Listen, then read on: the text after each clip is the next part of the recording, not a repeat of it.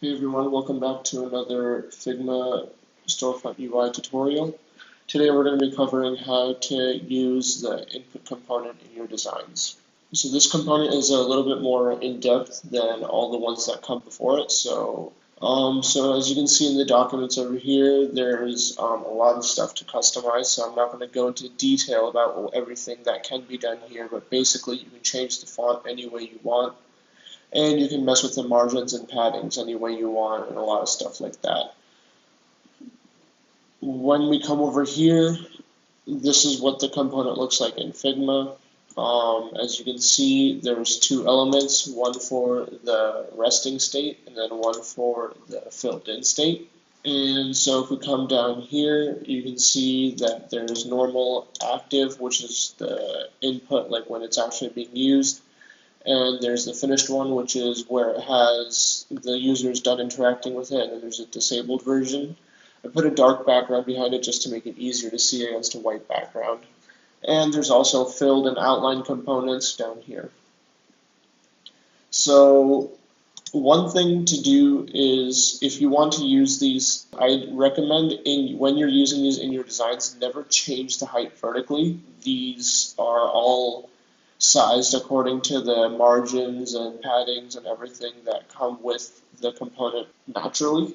So if you use the native height of this, then it'll be easier to translate into HTML later on. So if you want to change any of the spacing or anything, I recommend doing it in the elements section. So if you want to change the distance between the main input box and the error message, do it all up here, and these components will resize automatically. And so that'll help with consistency and everything too.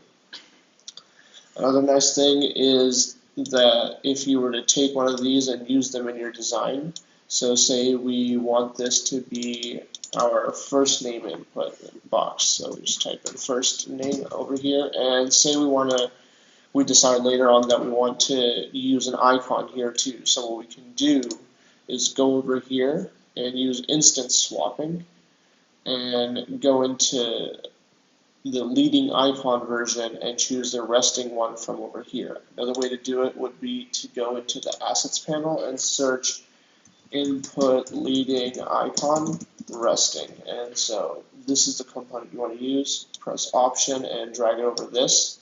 And you can see it retains the label over here, which is very essential. So it helps you not have to redo your design over and over again, which is kind of nice. So there's that, and if you want to put it into the active state, you do lose the label, so you have to re-enter the label. So I try not to move it around, or try to move it around as little as possible when you're going through between them. And yeah, so if you change your primary, these are all mapped to the color map, obviously, so if you change your theme, all of these will be updated, so there's nothing to worry about there, unless you want to change the color other than, if you want to use something other than your primary color, then you can go in and remap all of the values over here. The star icon right here is just a text input, so it's nothing more than that. So if you want to get rid of the required look of the field, just go ahead and delete this or add it on however you want.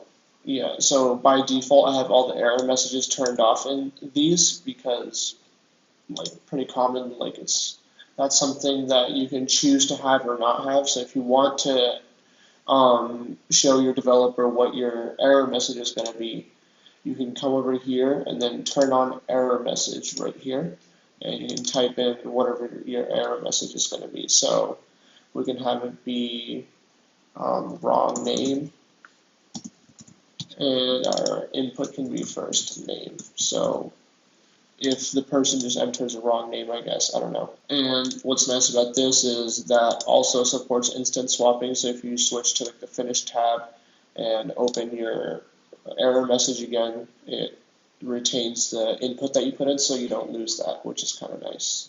If you want to change the font of the input label, there's a class for it. There's a style for it. So if you change the style, it'll change all of these. And if you want to change it on any instance, as we've seen before, you can just go over here, unlink the style, and change it up however you want for that specific instance.